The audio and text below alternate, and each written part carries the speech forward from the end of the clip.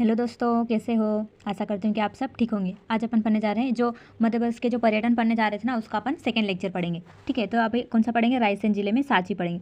तो सांची का प्राचीन नाम क्या है? तो काकनाद, बोट, चेतियगिरी, बेदिसगिरी और बोटश्री, ये क्या है? सांची के प्राचीन नाम है। तो सांची को क्या कहा जाता है? सांची को बौद्ध नगरी भी कहा जाता है। सांची को मध्य प्रदेश की बौद्ध नगरी भी कहा जाता है। सांची का निर्माण किसने करा? तो सांची का निर्माण सम्राट अशोक के द्वारा बनाए गए 84,000 स्तूपों में से सबसे बड़ा स्तूप माना जाता है। क्या है? सांची है जो सम्राट अशोक के द्वारा 84,000 स्तूपों में से सबसे बड़ा स्तूप माना जाता है। यहाँ पर 3 स्तूप मुख्य रूप से है। क्या है? सांची में 3 स्तूप मुख्य रूप से है। ठीक है, आगे पढ़ते अपन वो।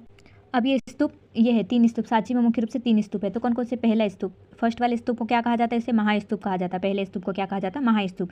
यहाँ पर भगवान बुद्ध के दंत अस्थियों के अवशेष मिले। यहाँ पर भगवान बुद्ध के जो दंत अस्थि है ना, उनके अवशेष प्राप्त किए गए। और सेकेंड स्तूप क्या है? तो इसे काला स्तूप भी कहा जाता है। जो दूसरा स्तूप है ना, इसे काला स्तूप भी कहा जाता है। यहाँ पर भगवान बुद्ध के अन्य भिक्षुओं के अवशेष प्राप्त किए गए हैं या फिर रखे गए हैं।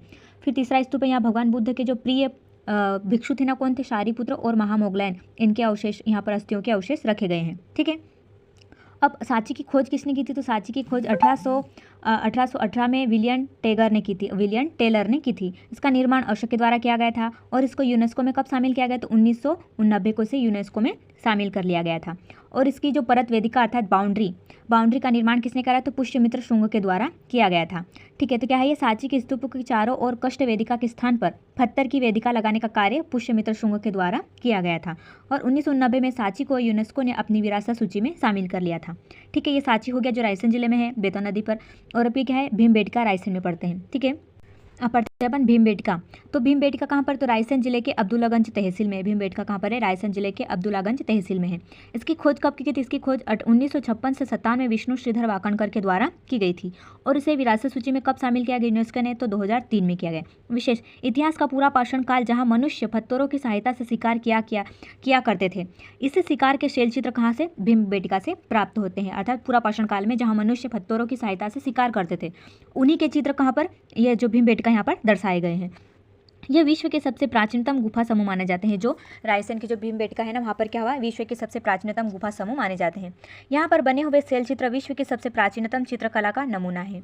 यहाँ पर 500 से 700 गुफा समूह प्राप्त हुए। यहाँ पर जो भीमबेटका है, यहाँ पर 500 से 700 गुफा समूह प्राप्त हुए। इस प्रकार यह विश्व का सबसे बड़ा गुफा समूह भी माना जाता है। ठीक है, आगे अब क्या? इन गुफा समूह में लगभग जो 475 गुफा समूह है ना, उसमें लाल और हरे रंगों का प्रयोग किया गया है।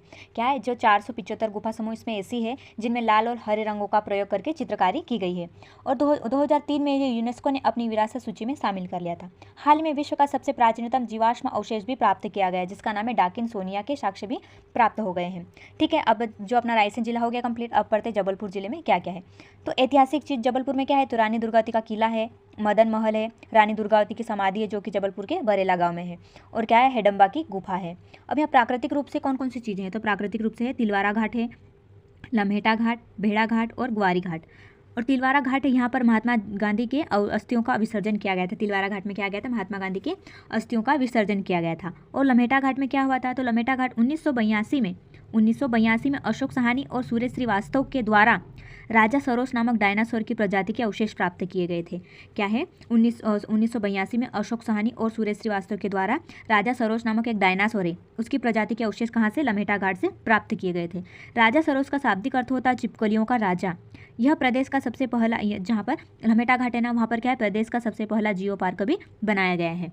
ठीक है, अब जबलपुर में अपन पढ़ते हैं भेड़ा घाट पढ़ते हैं। अब भेड़ा घाट में कौन कौन सी चीज़ें? तो भेड़ा घाट नर्मदा नदी पर धुआंधार जलप्रपात यहीं पर स्थित है। क्या है? भेड़ा घाट नर्मदा नदी पर स्थित है। तो नर्मदा नदी पर स्थित है भेड़ा घाट में धुआंधार जलप्रपात भी स्थित है। यहाँ पर सफ़ेद संगमरमर की चट्टानें भी प्रसिद्ध है। भेड़ा घाट में सफ़ेद संगमरमर की चट्टानें भी प्रसिद्ध है। कलसुरी वंश के जो शासक राजा हुआ करते थे, उन्होंने बनवाया था। क्या बनवाया था? गौरी शंकर मंदिर का निर्माण भी यहीं पर किया गया था। बंदर कुदनी नामक पर्यटन स्थल भी यहीं पर शोभनीय है। क्या है? बंदर कुदनी भी है और गणेश शंकर मंदिर भी है, जो कि कलचुरी वंश के शासक के द्वारा बनाया गया था। अब आया ग्वारी घाट भी नर्मदा नदी के तट पर है जबलपुर में। अब आया अगला धार्मिक स्थल। यहाँ पर मंदिर कौन कौन से? तो पिशनहरि की मीडिया है जो कि जैन धर्म से संबंधित है। जबलपुर के भेड़ा घाट में पिशनहरि की मीडिया है जो कि जैन धर्म से संबंधित है। फिर अगला है बटुक भैरव। और बाजना मठ, ये बटुक भैरव और बाजना मठ है ना, ये गोंड वंशीय शासकों के द्वारा बनाया गया था, अर्थात उनका मंदिरों का निर्माण किया गया था। त्रिपुरी सुंदर मंदिर और चौसठ योगिनी मंदिर, और ये जो चौसठ योगिनी मंदिर है ना, इसे ही गोलकी मठ भी कहा जाता है। इसे कलचुरी वंश के शासकों द्वारा बनाया गया था। और अन्य मंदिर कौन कौन से जबलपुर का प्राचीन नाम क्या है? तो जबलपुर का प्राचीन नाम तेवर।